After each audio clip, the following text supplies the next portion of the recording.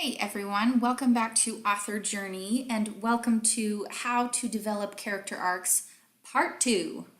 As promised, we are going to get into wants and needs in this. If you haven't read or watched the first part of this, please go back and watch the first part because each video is going to build off of each other in this particular series as I talk about character arcs, try to help you understand them and how to use them in your story.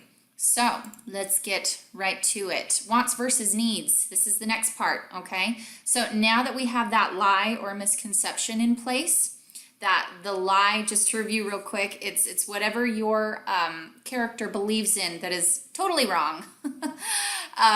So whatever it is that's affecting them negatively in this life, okay? You need to establish that, okay? And now we need to use the conflict between what the character wants most and what the character needs most to see how the lie plays out in the story, okay? So what is your protagonist's goal? What do they want? And I know that I've gone over this and asked this question in different videos, different video tutorials. I've asked you to list this and write this down, not just in accordance with character arcs, but mainly just on outlining novels and plotting them. I've mentioned that this is like the first thing you need to know. So what is your protagonist's goal? This goal is the plot of the novel, but not necessarily the character arc, okay? So the goal is the plot, but it's not the character arc. So don't confuse the two. The character arc comes into play when we ask the question, why? Why is this my character's goal? Motivation, dig deeper. We have the surface goal, but what is the motivation behind it? And that's where we reveal characterization. That's where the character arc comes into play. How does the lie play into this? Okay, how does the lie play into this reason that the character has this goal? So it has to be the root of this reason. It has to be the root of the motivation. So just to go over external goals, the solution to what the character wants most is always going to be external. The character may want to be respected and loved by peers. So the goal to achieve that, to achieve this want, the external goal is money, fame, making the basketball team, finding the perfect partner, etc. These are all external goals by which this want is achieved, okay? Now, even though these external goals can be a great thing to shoot for because there's nothing wrong with money or fame, making a basketball team, or finding the perfect partner, unfortunately, these external goals are in the place of the lie. They don't address the lie. They're just things that cover up the lie like a Band-Aid. So someone looking for love and acceptance, perhaps before they look for that, they need to find it within themselves first, which I think is something that many people are familiar with. And I've heard it over again, you need to make yourself right before you look for love in other places. So you need to love yourself, and that's internal, before you find fulfillment and love with other people. So think about the external things that your character is shooting for. That's kind of the want in order to cover up the lie. So in my current work in progress, my character Audrey, she wants to figure out the identity of this love coach, this love guru who is coaching really geeky guys on how to get a girl. And she wants to ruin his business. But why? Let's delve into the character arc and ask why she wants to do this, since this is the goal. Her best friend just had her heart torn out by one of the love coach's students. And Audrey wants to punish him for teaching geeky guys how to hit it and quit it. So she's, under this misconception, or believes that this love coach is all about tearing women's hearts apart. And she's out to get vengeance for her bestie. So, but what is the lie that Audrey believes? Why does she pick up this crusade? Why does she want this? And it's because it's not just about her best friend. This has to trigger this lie. It has to trigger a nerve, okay? So what lie is at the root of this want? Love will destroy you. That's what she believes in. That's the lie. Delving even more deeply, love has the power to blind you to the truth, easily destroying you in the process. So she's getting vengeance not just for her friend who was blinded by love, she's getting vengeance for herself. So what your character needs is going to be different. Your characters fully believe if they can have the thing they want, then everything will work out just fine. Audrey firmly believes that if she can destroy this love coach's business, everything's going to work out just fine. Her bestie's going to be happy. She's going to be fulfilled. What she doesn't realize, what your characters don't realize, is that the thing they need is what will really solve this problem, the underlying issue, the lie they believe, and bring them the most happiness and fulfillment. So instead, they keep pursuing the thing they want, which allows them to continue believing in the lie. Now, what your character really needs is the counter to this misconception. They need the truth.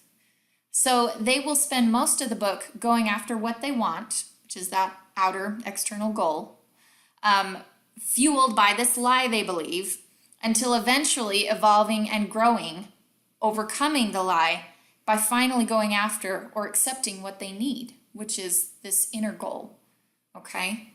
This internal change or this realization. So since what your character needs will be internal, there's going to be life views and emotional changes made. This character arc involves character growth, just like I talked about.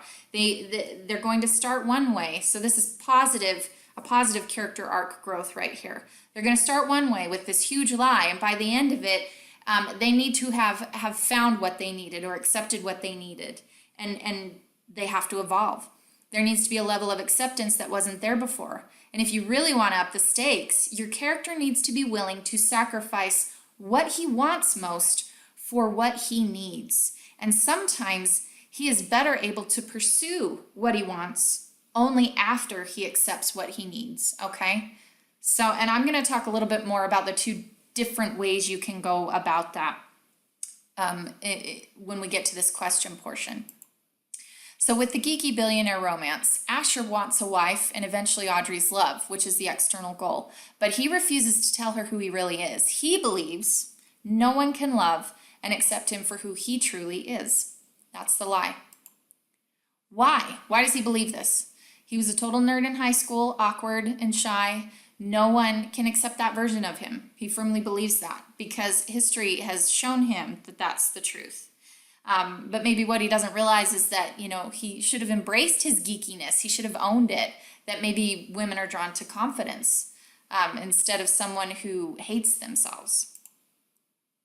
Asher can't be loved by Audrey. So we're going into the needs part of this. Asher can't be loved by Audrey until he loves himself.